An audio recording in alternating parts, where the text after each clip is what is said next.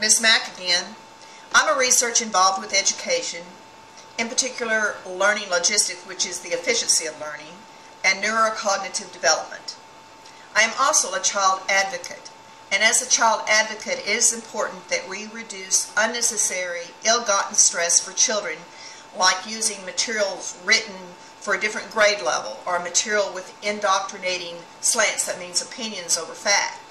But we should not entirely remove or avoid experiences that may teach us specific skills. Standardized tests, if presented fairly, can be a great teaching tool. We know that standardized testing is a part of our society. There are entrance and exit tests for higher institutions of learning.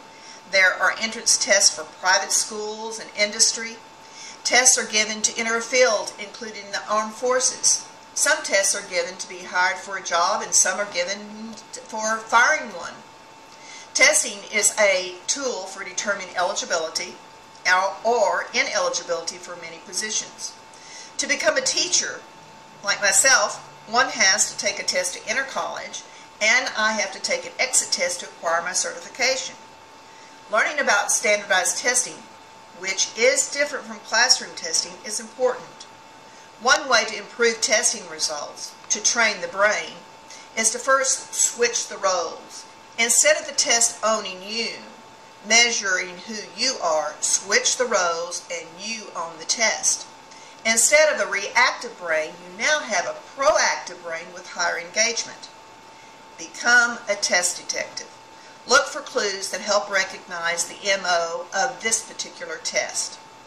First, obtain copies of old tests. Google the words release test, STAAR, TAX, or FCAT in Florida. All are influenced by Pearson, so their characteristics will be closely the same. Take the answer sheet and circle all the correct answers before you read and examine the test. This allows the brain to see the correct answer first as we work through the process. Prove the correct answer is true. Work it out in visual steps, and if you don't know how to do it, obtain help from someone else who does. But more importantly, disprove the other answers. Then determine which wrong answer could be called the easiest wrong answer. Test designers place distractors that guide unskilled students or unskilled detectives to wrong answers. Distractors are much like the tools a criminal would use to trick the detective to come to the wrong conclusion, like planting unnecessary evidence or wiping fingerprints away. So, for every question reviewed and studied, always seek the correct or desired answer, but also establish a habit of quickly reorganizing or recognizing the reason for the easiest wrong answer. Then, in your own words, teach the question to others, parents, grandparents, siblings, or classmates, pointing out the reason for the easiest wrong answer. Pretty soon, your brain will quickly spot patterns of how questions are made.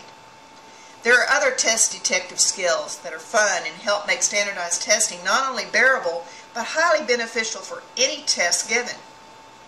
Learning the different types of distractors, false clues, or setting the stage with Sherlock Holmes, high thinking, are two examples. If you want more information about test detectives always know the secrets, a way to make the brain work easier with higher success, email this newspaper and they will forward your request to me, or email me direct at msmack@wcc.net. We would be more than happy to help any child reduce the stress while developing powerful test-taking skills.